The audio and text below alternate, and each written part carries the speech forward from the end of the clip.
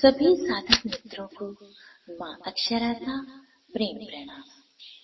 साथियों, कथा मैंने सुनी है। महाराज भर्तहरि वैरागी होने के बाद जंगल में एक वृक्ष के नीचे बैठकर ध्यान कर रहे। क्षण भर को आंख खुलती है और राजा सामने की पगडंडी पर कोई चमकती हुई चीज देखते हैं। राजन को पहचानते देर नहीं लगती कि वह चमकती हुई चीज हीरे का एक बहुत बड़ा सा टुकड़ा है। पल भर को बैरागी राजा के मन में लोभ उभर आता है। तभी राजा सामने की पगडंडी से एक घुड़सवार को आते देखता है। सवार की नजर हीरे पर पड़ गई है। वह घोड़े से उतर गया। संयोग से तभी दूसरी तरफ से एक दूसरा घुड़सवार आ जाता है। वह भी हीरे को देखकर रुक जाता है। दोनों ही अपनी अपनी तलवारें खींच लेते हैं और उस हीरे के टुकड़े पर अपना दावा पेश करते हैं। देखते ही देखते उनमें युद्ध शुरू हो जाता है। दोनों लोभी एक दूसरे को लहूलुहान कर देते हैं और वहीं जमीन पर गिरकर ढेर हो जाते हैं। हीरा वहीं पड़ा है और चमक रहा है। राजा का मन पुनः वैराग से भर जाता है। वह आंखें बंद करके फिर से ध्यान में डूब जाता है। साथियों, लोभ मनुष्य की मूलभूत वृत्तियों में से एक है। वह मनुष्य को शांत नहीं बैठने देता। गांव से नगर, नगर से महानगर, घर से देश, देश से परदेश, ना जाने कहां कहां भटकाता है। लोभ की हर यात्रा के पीछे एक आशा होती है कि मेरे पास धन का अंबार लग जाए, मैं धन के ढेर पर बैठ जाऊं, दिखा दूं संसार को कि मैं साधारण नहीं हूं, मैं विशिष्ट हूं। धन को बढ़ाने के लिए लोग ना जाने कहां कहां और कैसी कैसी चतुराइयों से धन का निवेश करते हैं। कोई शेयर मार्केट के पीछे पागल है तो कोई सोने के बिस्किट खरीदकर तिजोरी में रखता है। कोई जमीन की खरीद फरोख्त करके अपनी चांदी कर लेना चाहता है तो कोई डिजिटल करेंसी में दांव लगाकर रातों रात कुबेर बन जाने के लिए ख्वाब देख रहा है। आजकल तो मोबाइल फोन के जरिए सस्ती सट्टेबाजी अत्यंत लोकप्रिय होने लगी है और दुर्भाग्य की बड़े बड़े फिल्मी सितारे और क्रिकेटर इसका प्रचार करते हुए देखे जाते हैं। साथियों, किंतु यह दौड़ ऐसी है जिसमें एक बार कोई फंसा तो फिर निकलना मुश्किल हो जाता है। कल ही की एक खबर है।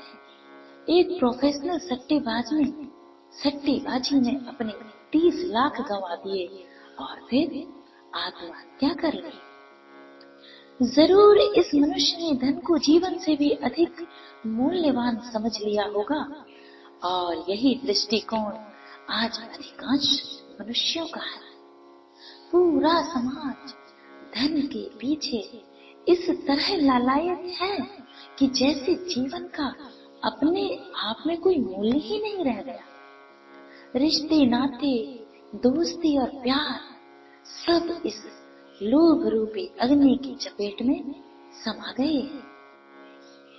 साथियों, मैं कहती हूँ कि आप जरा ठहरकर इतिहास से 20 महापुरुषों की सूची बनाइए और उस सूची पर विचार करके देखिए कि उनमें से कौन सा महापुरुष अपने धन के कारण महापुरुष हुआ था।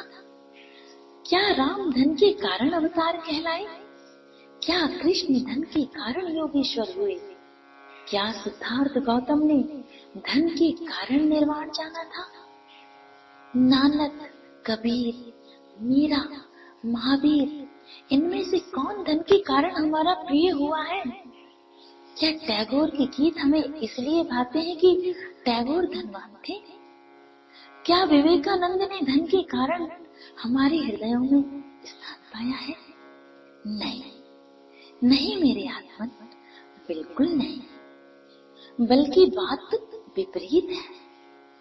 ये सभी नाम ऐसे हैं जिन्होंने संसारी धन को तो बहुत मूल्य ना दिया, किंतु अपने भीतर किसी और ही धन को पाकर धनवान हुए। धनवान तो वे भी थे, किंतु किसी अंबानी या वॉरेन बुफे की तरह नहीं।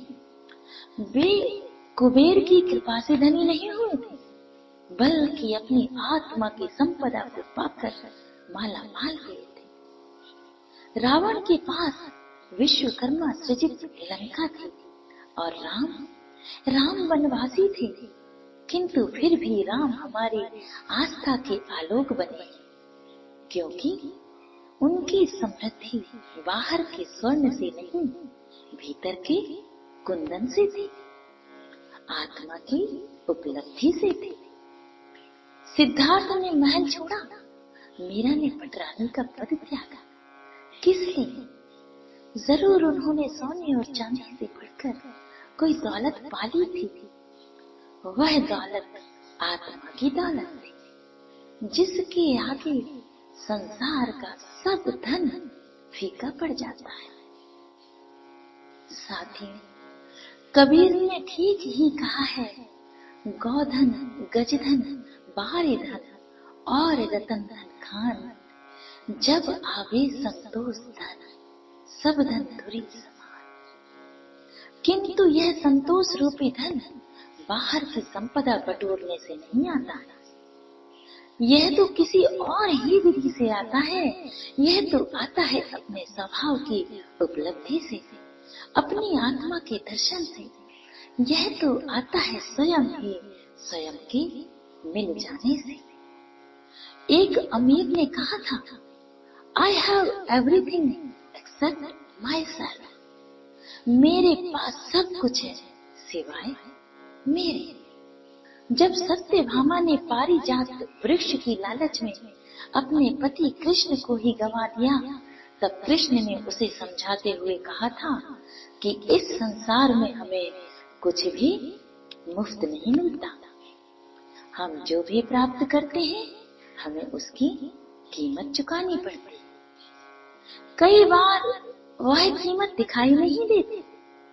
धन की उपलब्धि में मनुष्य जो कीमत चुकाता है, वह उसकी अपनी ही आत्मा है, वह उसके मन की शांति है, वह उसके मधुर संबंधों में बहने वाली रसधार है, जिसे गंवाकर वह धन बटोरता है और अंत में धनानंद और सिकंदर की भांति अफसोस करते हुए दुनिया से खाली हाथ जाता है। प्रिय मित्रों, धन बुरी चीज नहीं है, वह उपयोगी है, जीवन के लिए आवश्यक भी है। किंतु धन का लोभ अत्यंत बुरा है। वह ऐसी वासना है जो ना कभी पूरी हुई है और ना ही कभी हो सकती है।